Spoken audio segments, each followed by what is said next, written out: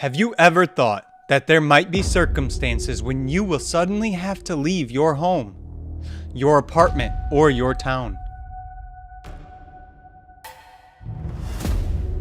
Leave forever. And the reason for this would be neither traveling, nor vacation, or a planned moving, but the necessity to survive.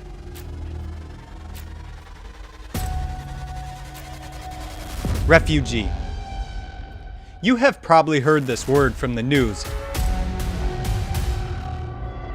But have you ever thought that sooner or later you may become a refugee yourself?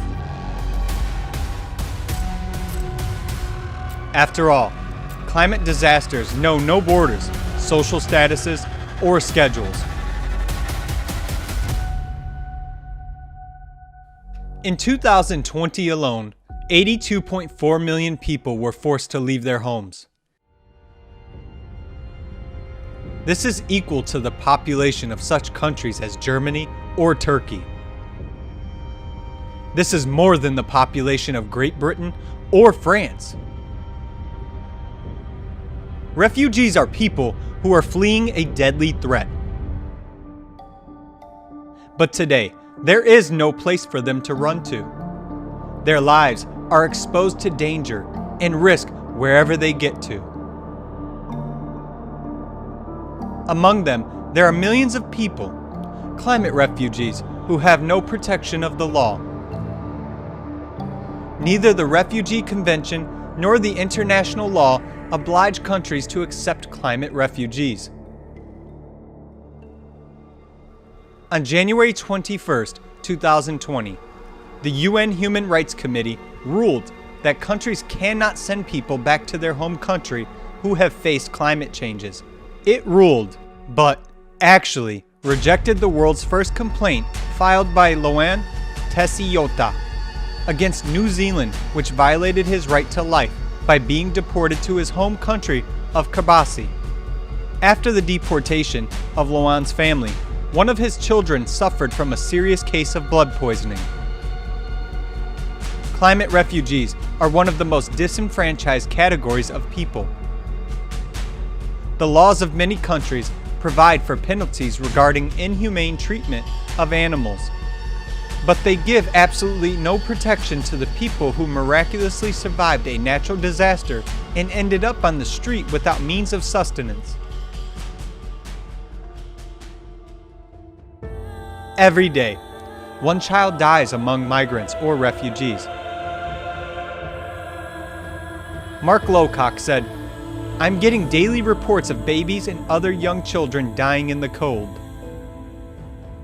Imagine the grief of a parent who escaped a war zone, with their child only to watch that child freeze to death.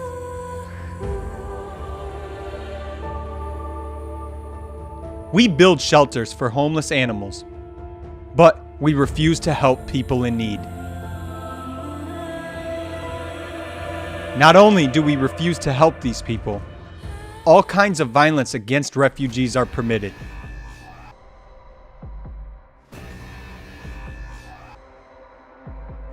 Many countries began a containment policy, trying to prevent refugees from entering their territories at all costs. According to the UN, thousands of people were pushed back by the border control authorities in Europe using violent measures. The pandemic worsened the situation for refugees. According to official information, tightening of border crossings did not let hundreds of thousands of people leave zones of armed conflicts, economic crisis, and environmental disasters. Meanwhile, the number of business trips abroad remained practically at the same level.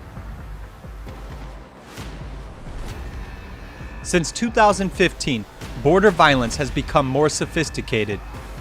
Moreover, since 2020, the number of tortures has increased compared to the previous year. A special report prepared by Border Violence Monitoring Network on tortures in 2020, analysis data from 286 testimonies of violent pushbacks, prolonged beating for up to 6 hours at a time, police dogs being released and encouraged to attack. Forced undressing, the burning and destruction of clothes and forcing people on the move to cross borders in a complete state of undress. Groups of up to 80 men, women, and children were forced to undress completely and placed inside the detention room. Severe beating and throwing victims into water, resulting in their disappearance.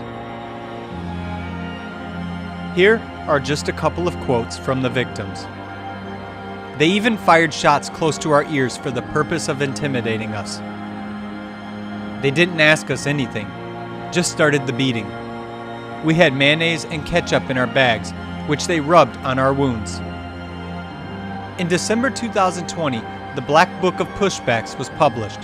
A 1,500-page book documents the horrific violence suffered by over 12,000 people at the hands of authorities on the external borders of civilized European countries.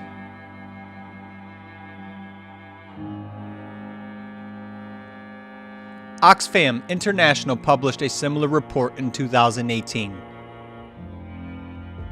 Police detain children as young as 12 in cells without water or food and removed SIM cards from their mobile phones.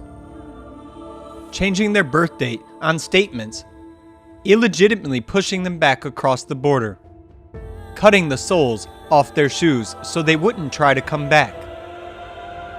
There is clear evidence of an increased sexual and gender-based violence against women and girls, both during and after disasters. Multiple cases of sexual abuse of children have been documented. Elderly people are also at increased risk of violence, exploitation, and abuse. In our society, a person loses their property, their place of residence, loses the right to protection and life.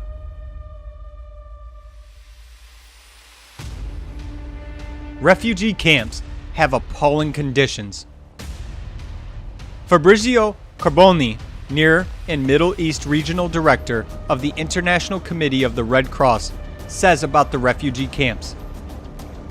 Tents plagued by rats, water sources contaminated by feces, and inhabitants suffering from tuberculosis, scabies, and post-traumatic stress.